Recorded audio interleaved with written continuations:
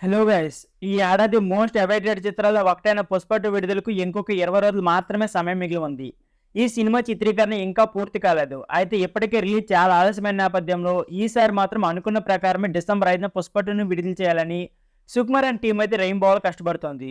షూటింగ్‌కి సంబంధించిన latest update ఏంటంటే అల్లు అర్జున్ మరియు శ్రీలీల మీద ఐటెమ్ సాంగ్ చిత్రీకరణ పూర్తయినట్లే. మరో పాట కొంచెం ప్యాచ్ వర్క్ మిగిలి ఉంది. ఆ ప్యాచ్ వర్క్‌లో పుష్ప 3కు లీడ్ ఇస్తూ సినిమాను ముగించే సన్నివేశం కూడా ఉంది. పుష్ప సినిమాకు ఆ పాత్రకున్న క్రేజ్ దృష్ట్యా పార్ట్ 3 తీసినా కూడా జనం ఎగబడి చూస్తారనడంలో సందేహం లేదు.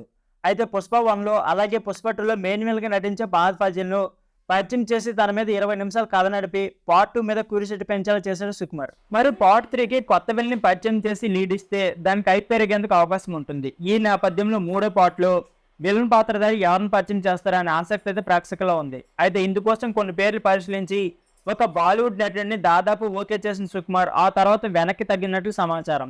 ఇప్పుడున్న పరిస్థితుల్లో పుష్ప 3 చేయడం అంటే అంత తేలిక కాదని, తనకు మరియు బన్నీకి ఉన్న కమిట్మెంట్ దృష్ట్యా వచ్చే 2-3 ఏళ్లలో సినిమా పట్టాలెక్కించకపోవచ్చని, అలా అనిశ్చితంగా ఉన్న నేపథ్యంలో ముందే విలన్ని పరిచయం చేయాల్సిన అవసరం లేదని, సినిమా చేయాలనుకున్నప్పుడు అప్పుడు అవకాశాలను బట్టి విలన్ పాత్రకు అలాగే ఆర్టిస్ట్ని ఎంచుకోవచ్చని అనుకున్నారు. అందుకే పార్ట్ 3 లీడ్ సీన్స్లో ఏ నటుడిని చూపించాలని సమాచారం. కేవలం సాడోలో ఒక పాత్రధారిని చూపించి ప్రేక్షకులకు వదిలేస్తారని పుష్ప 2 యూనిట్ అయితే వర్గాల నుంచి సమాచారం. సో ఫ్రెండ్స్, ఇది వీడియో. ఈ వీడియో నచ్చితే please like, share and subscribe my channel. Thank you for watching.